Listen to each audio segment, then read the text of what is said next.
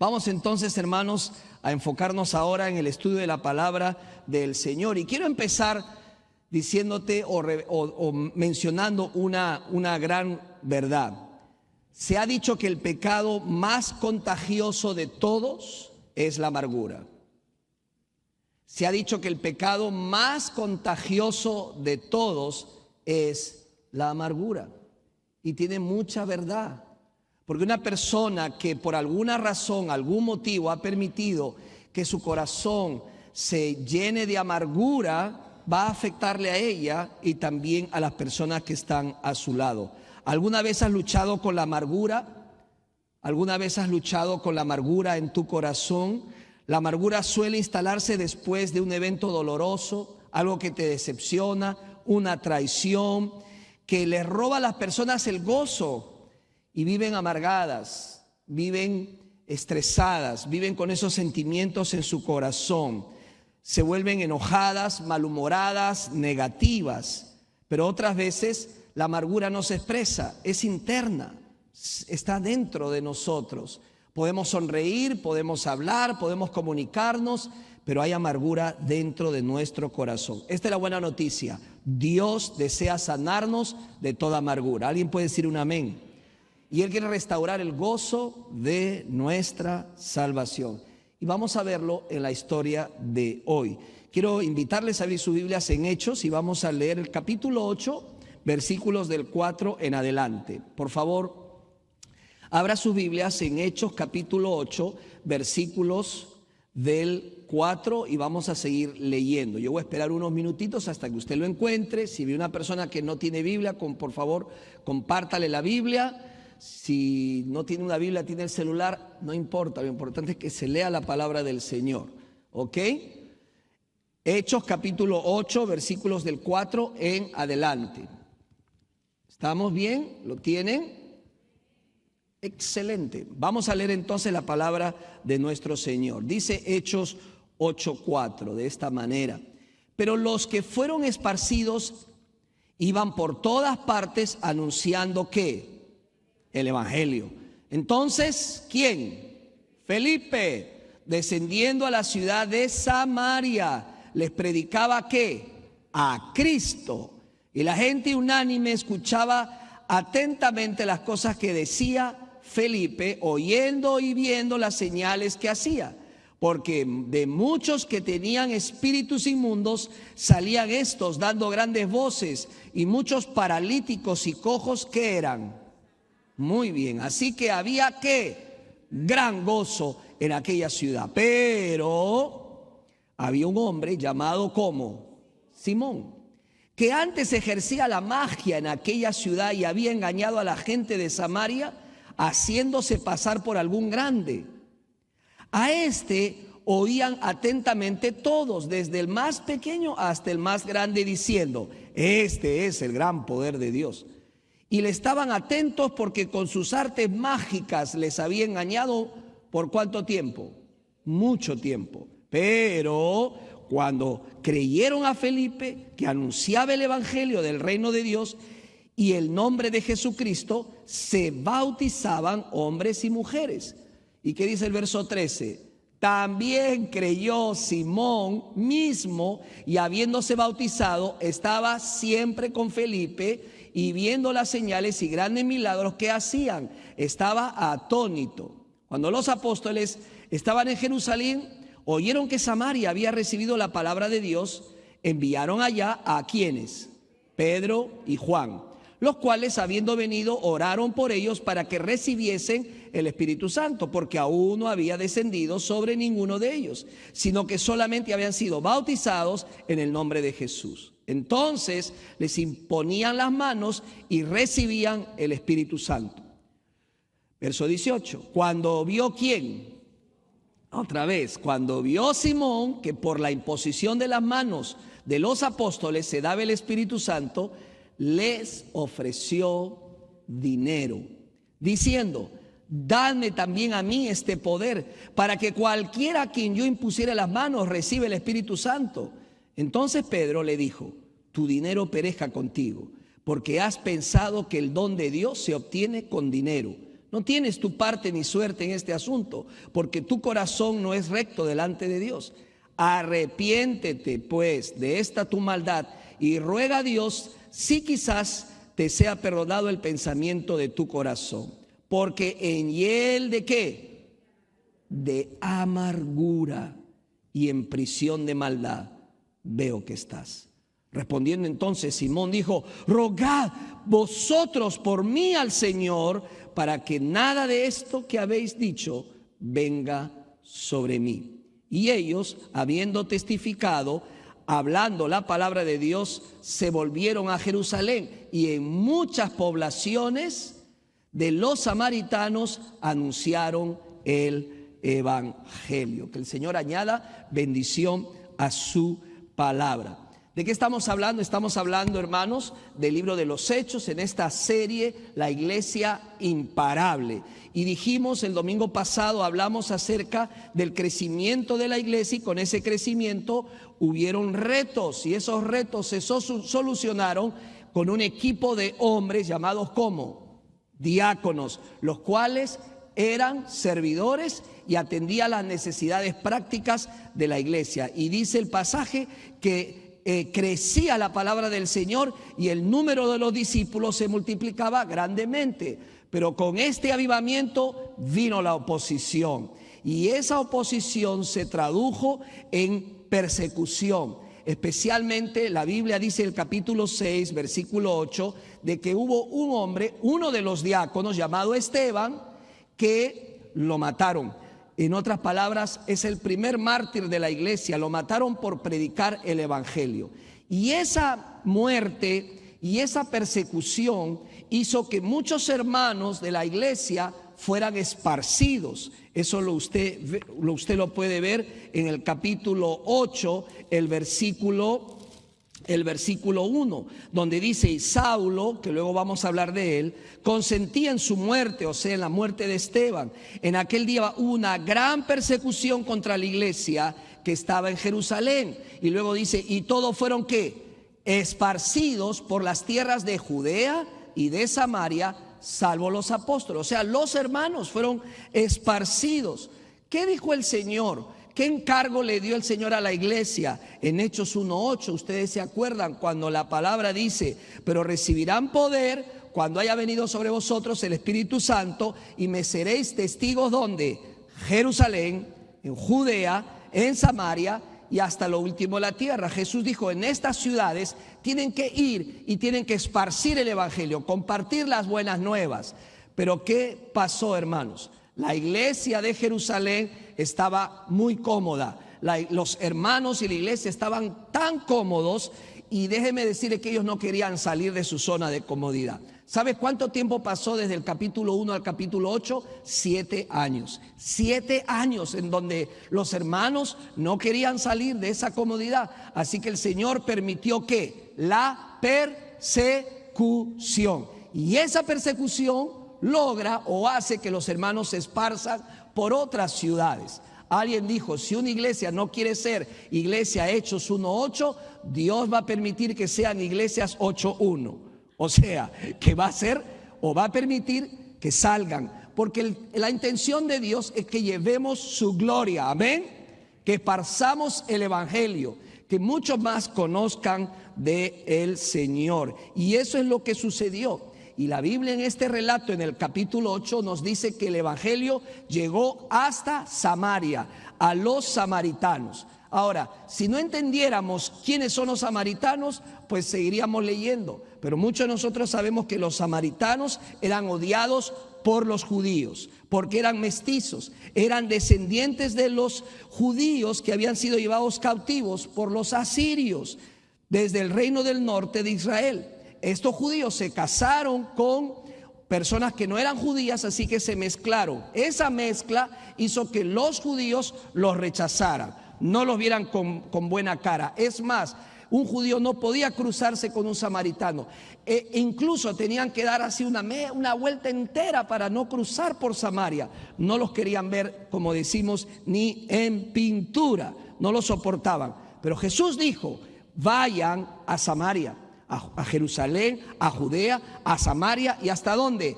hasta lo último de la tierra. ¿Por qué? Porque Dios ama a todos. Amén.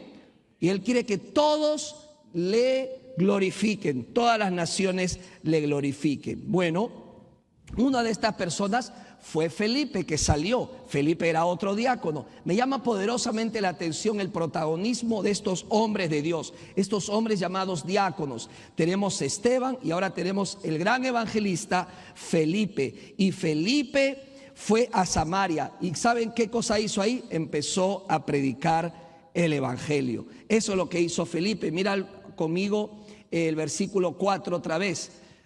Hechos 8:4, pero los que fueron esparcidos iban por todas partes anunciando ¿qué? El evangelio. Entonces Felipe, descendiendo a la ciudad de Samaria, les predicaba a Cristo. Diga Cristo.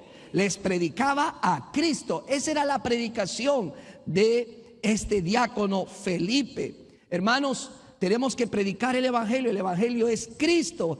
Y la Biblia nos habla qué es el evangelio. Nos habla que el evangelio es acerca de Cristo, que Cristo murió por nuestros pecados según o de acuerdo a las escrituras. Él murió por nuestros pecados. Eso es lo que enseñaba Felipe. No solamente Él murió por nuestros pecados, sino que fue enterrado como una prueba de su muerte por nosotros. Y el evangelio dice, al tercer día, según las escrituras, Él resucitó. Cristo está vivo.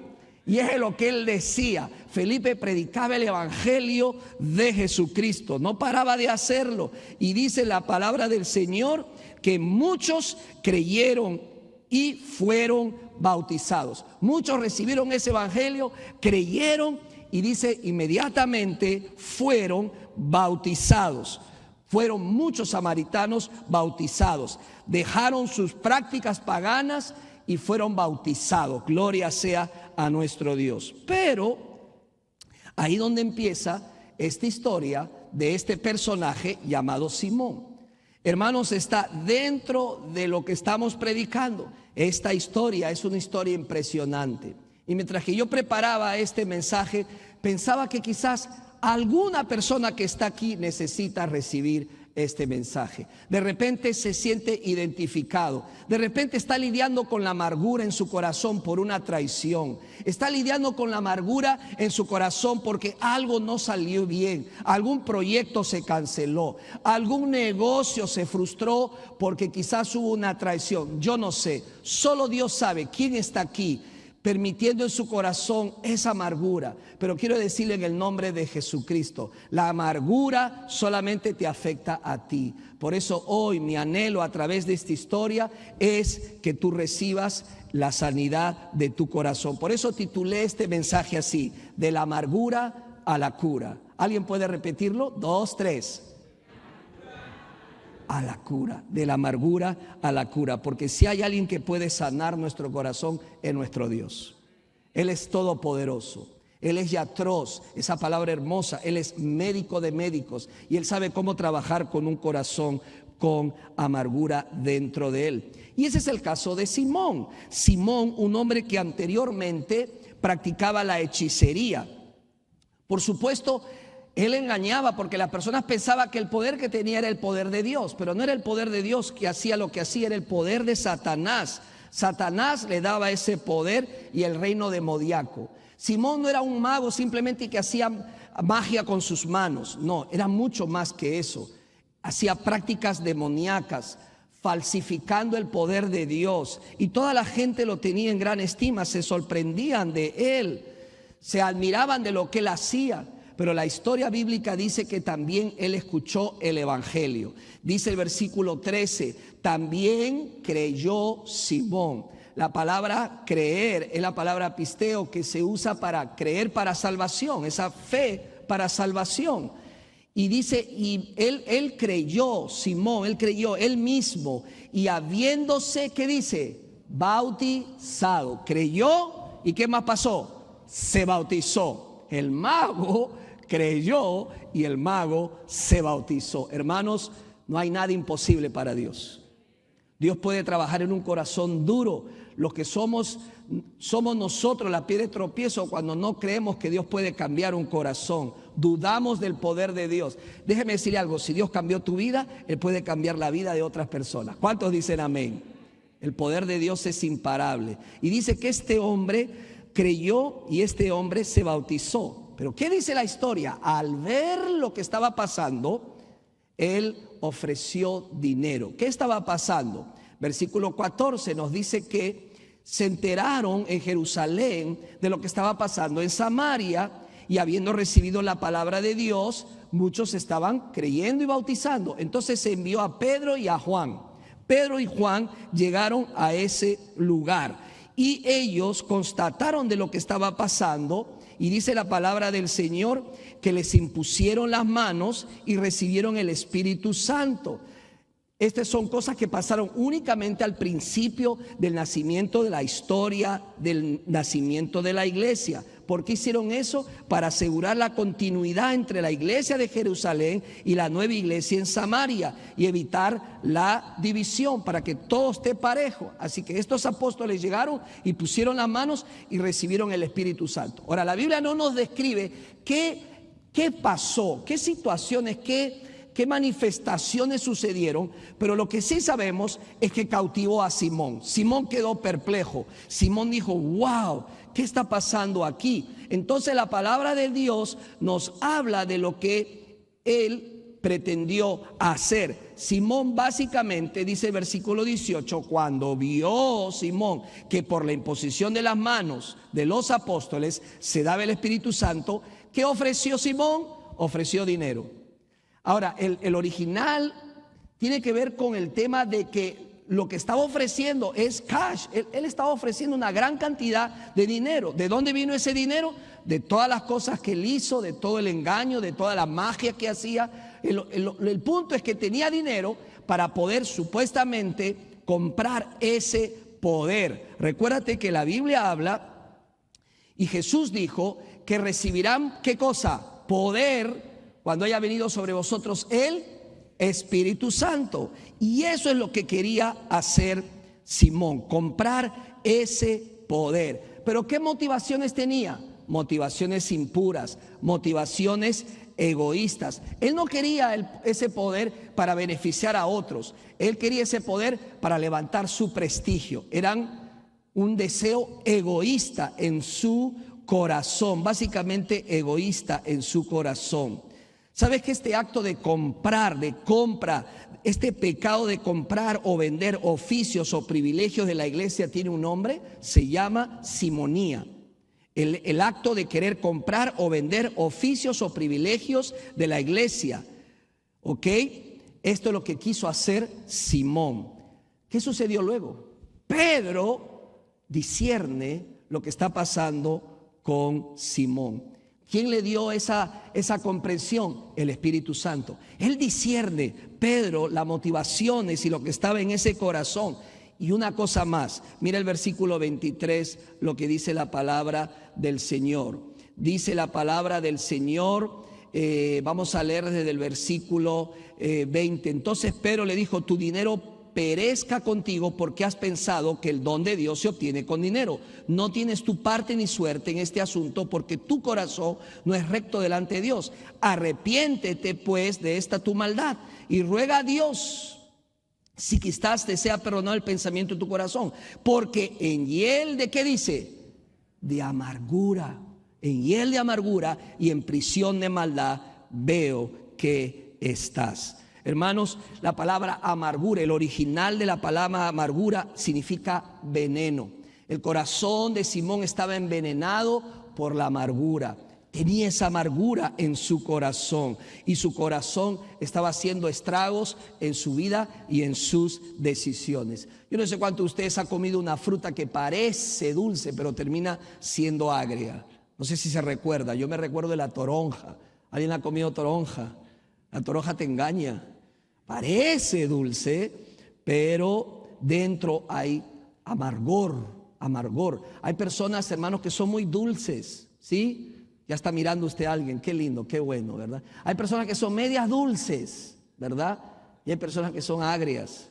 Si se está enojando es porque usted es una de ellas, ¿eh? Pero esa amargura, escúcheme lo que le voy a decir, ninguna criatura, ningún bebé nace amargado. Yo no he visto ningún bebé que nace amargado. ¿Cómo nacen los bebés? Reilones, felices, contentos. Siempre tienes una sonrisa en el rostro de un bebé. Luego pasa el tiempo y por circunstancias, situaciones familiares o amistades, o sabe Dios que la amargura empieza a crecer dentro de su corazón. Y es triste cuando tú ves a una persona que va cambiando por la amargura. La amargura tiende hasta a cambiarte físicamente, ¿sí o no, hermanos? Físicamente, la manera como mira, la manera como se expresa. Ahora, algunos no lo muestran, esa amargura la llevan por dentro, fingen, siempre están con una sonrisa. Parece como comercial de pasta de dientes, ¿verdad? Pero por dentro hay amargura, hay dolor. En el caso de Simón, su amargura, lógicamente, venía básicamente por la envidia y los celos. Ahora, algunos comentaristas, tengo que decirlo, piensan que Simón no era salvo, que no era creyente. Yo he encontrado comentarios opuestos también, pero algo es cierto. La Biblia dice que Simón, ¿qué cosa? Creyó. Y algo más que dice, que él se bautizó. No me sorprendería que Simón fuera creyente, pero un creyente nuevo, un nuevo creyente. Y como nuevo creyente hay cosas que tenemos que ir trabajando. ¿Cuántos se acuerdan cuando empezaron en la fe? Levante su mano. Y cometíamos errores y teníamos diferentes creencias. Y Dios poco a poco nos fue ayudando con su palabra, con ayuda, con discipulado, para ir sacando todas esas cosas y poder quedarnos con aquello que es la verdad. Lo cierto es que Simón se llenó de amargura. Y muchos nuevos creyentes, y no solamente nuevos creyentes, puede ser creyentes de tiempo, por algo que ha pasado en su vida, guardan amargura en su corazón. Muchas veces esta amargura se ve, por ejemplo, con la hipertensión arterial, ¿sí? Tienen presión alta, por ejemplo, son síntomas que a uno le puede matar. Mire, la amargura le puede matar. Por eso, qué importante que usted esté aquí y yo esté aquí para escuchar el consejo de Dios. ¿Cuáles son las causas de la amargura? Hay muchas. Yo no me puedo poner a explicar cada una de ellas, pero la Biblia habla acerca de algunas personas que tuvieron amargura en su corazón por diferentes razones. El primero de ellos, por ejemplo, lógicamente es Simón. Me llama la atención cómo Pedro discierne en el espíritu que Simón tiene amargura en su corazón. Y esto me lleva a pensar qué importante es el discernimiento en nuestras vidas. Qué importante es discernir lo que está pasando, no simplemente hacer un juicio apresurado. Ahora, la Biblia dice que si no tenemos sabiduría, ¿se la pidamos a quién?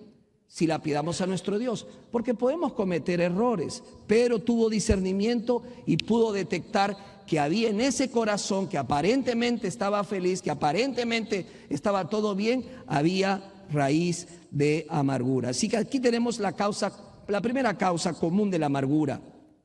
Y por favor, si hay una similitud con alguno de estos ejemplos, no es que te estoy juzgando, no es que quiera hacerte sentirte incómodo, simplemente quizás Dios está usando esta palabra para advertirte y ayudarte y por último sanarte de la amargura. ¿Cuál es la primera causa? Envidia y celos por lo que otros tienen y tú no. Eso es muy común. Nuestro corazón se llena de amargura porque no tenemos lo que otros tienen. No tenemos el carro que otros tienen, no tenemos la casa que otros tienen, o estudios que otros no tienen, o nos gustaría tener el don que otra persona tiene y yo no lo tengo, y se puede llenar nuestro corazón de amargura. Simón tenía envidia del poder que el Señor había concedido a los apóstoles, y él quería ese poder, y como no lo estaba obteniendo, su corazón se llenó ¿de qué? Se llenó de amargura.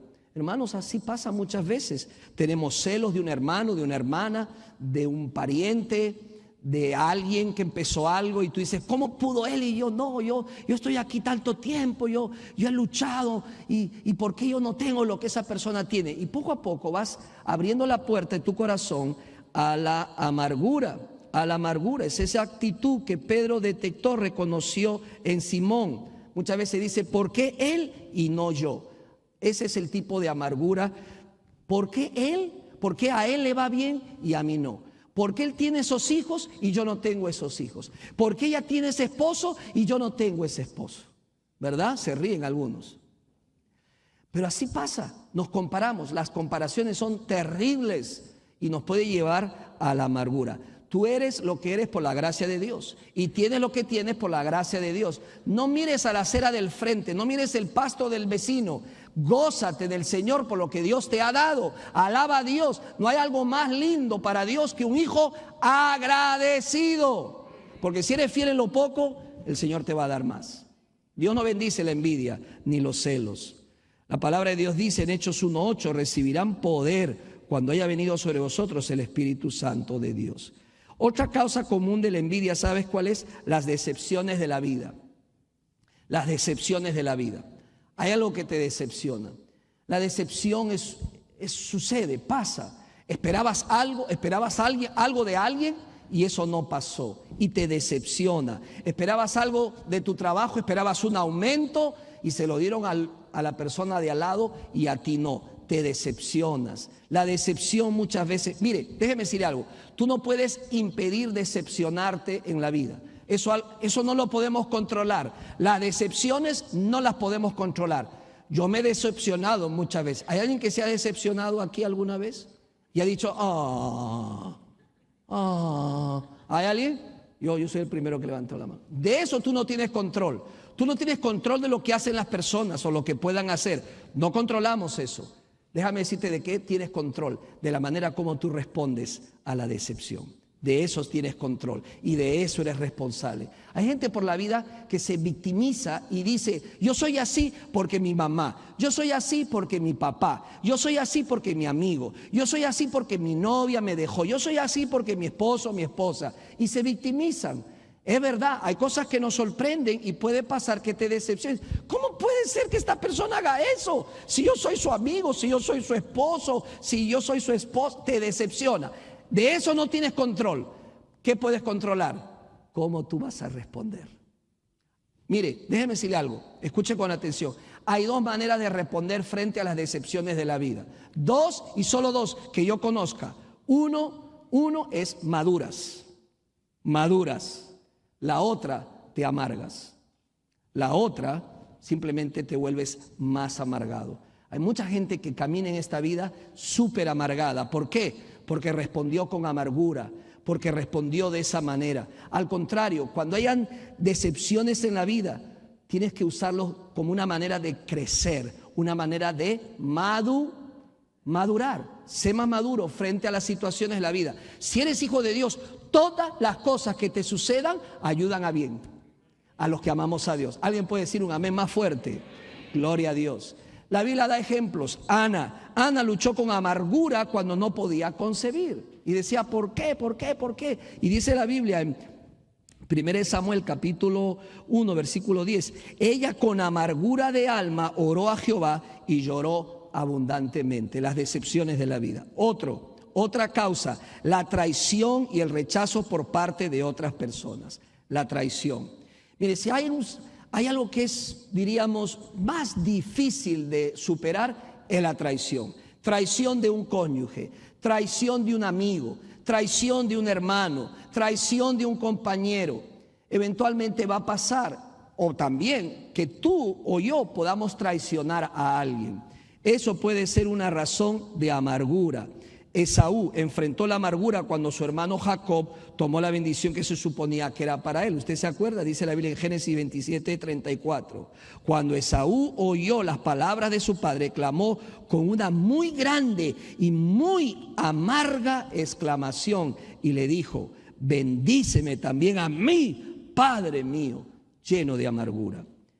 Otra causa, las dificultades y miserias de la vida. Las dificultades y miserias de la vida. Muchas veces, hermanos, pasamos por miserias y dificultades que nos sorprenden, porque recuérdate que aunque somos creyentes, eso no es una vacuna para que no hayan dificultades que nos acontezcan. Jesús dijo, en el mundo tendrán aflicciones, pero confiad, yo he vencido al mundo. ¿Qué significa eso? Que aunque soy seguidor de Jesucristo, eso no me excede que yo pueda pasar por una dificultad. Job enfrentó amargura cuando Dios permitió que perdiera su familia y sus posesiones y su salud. ¿Alguien se acuerda de Job? Dice Job capítulo 7, versículo 11, por tanto, no refrené mi boca, hablaré en la angustia de mi espíritu y me quejaré con la amargura de mi alma. Una alma amargada. Otra causa, pérdida personal y la muerte de seres queridos. Yo creo que la mayoría, si no todos, hemos pasado una experiencia así. Un familiar que fallece, una pérdida de una madre, de un padre, de un hermano, de una hermana, o incluso de un perrito o de un gato o alguna mascota que uno tiene. Y es difícil enfrentar una pérdida. El duelo es real. Hay muchas personas que no pueden superar esta pérdida y levantan su mano a Dios y diciéndole, Señor, ¿por qué? Y permiten amargura en su corazón. Noemí, un ejemplo, se volvió amargada después de la muerte de su esposo y sus 2 hijos. Usted puede verlo en el libro de Ruth. Muchas veces otra causa es el fracaso personal.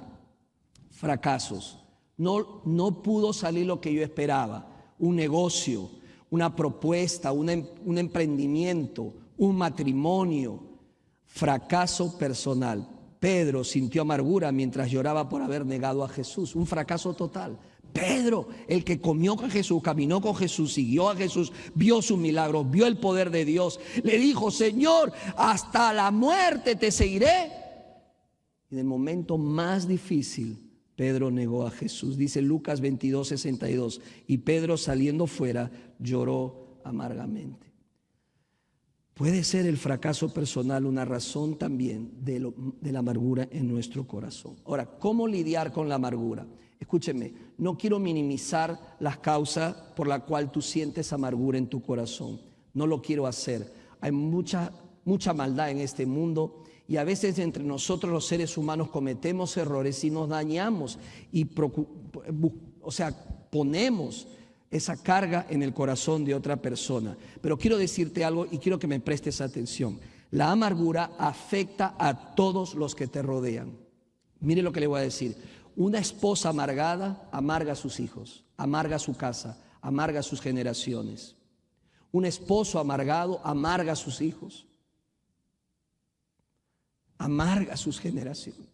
A veces uno dice, es mi dolor, es mi amargura y yo cargo con ella. No, tarde o temprano, ese veneno lo vas a esparcir a las personas que están a su lado. Y ellos van a sufrir mucho. ¿Por qué? Porque la amargura es el pecado más contagioso. Pero no solamente eso, es un pecado contra Dios. La amargura es un pecado contra Dios. Pero pastor, usted no sabe lo que me hicieron. Usted no conoce de la traición. Usted no entiende lo que me hicieron. Quizás no lo entienda. Pero al final la amargura quien destruye es a ti mismo. Envenena tu corazón y tu vida. Y yo sé que tú no, el dolor ya fue duro, pero no quiero que tú camines en amargura y en dolor por el resto de tus días. Cuando permitimos que la amargura se asiente en nuestro corazón, nos volvemos amargados y contaminamos a las personas que están a nuestro alrededor. Dios nos manda deshacernos de la amargura. Diga conmigo, amargura, te tienes que ir. En el nombre de Jesús. Quiero darte 2 pasajes bíblicos, Efesios 4, 31 y el otro Hebreos 12, 14 y 15. Efesios capítulo 4, versículos 31 y 32. Y quiero que estos pasajes, especialmente tú que estás lidiando con el dolor y la amargura, los leas cada noche. Dice Efesios 4, 31 y 32. Quítense de vosotros toda amargura, enojo, ira, gritería y maledicencia y toda malicia. Antes sean benignos unos a otros, misericordiosos, perdonándonos unos a otros, como Dios también os perdonó a vosotros en Cristo. Y el otro pasaje, Hebreos capítulo 12, 14 y 15. Seguid la paz con todos y la santidad, sin la cual nadie verá al Señor. Mirad bien, no sea que alguno deje de alcanzar la gracia de Dios, que brotando alguna raíz, ¿qué dice? De amargura, os estorbe y por ella muchos sean contaminados. ¿Ve lo que dice? Habla de una raíz de amargura. A veces esas raíces son difíciles de detectar. Muchas veces fue alguna palabra que te dijo alguien que tú conocías, una traición, una frustración, una pérdida, pero permitiste que esa raíz empezara a crecer Y como esa raíz va creciendo, va empezando a esparcirse dentro de ti. Quizás no lo expresas, quizás lo guardas muy bien y lo ocultas, pero tú sabes que hay ese dolor y amargura en tu corazón y no puedes continuar con él. Entonces, quiero terminar diciéndote lo siguiente. Líbrate de esa amargura, líbrate de esa amargura. En Jeremías, capítulo 23, versículo 15, he aquí que yo los daré por altiva hierba y por agua de hiel los haré beber, porque desde los profetas de Jerusalén ha salido profanidad por toda la tierra. Es interesante cómo se crea el vinagre, ¿verdad? El vinagre tiene que pasar por un proceso. Se fermenta azúcar, se fermenta fruta o granos con levadura para producir vino, por ejemplo. Y luego ese alcohol se expone al oxígeno y a bacterias acéticas que lo convierten en ácido acético, que es el vinagre. Tú puedes hacerlo en casa, pero hubo un momento en que fue algo dulce, pero luego se convirtió en vinagre. ¿Cuál es la aplicación para la vida? Así como el jugo de la vid se convierte en vinagre, una fe que parecía dulce o aceptada puede volverse amarga frente a los desafíos de la vida. Tenemos dos opciones y solo dos.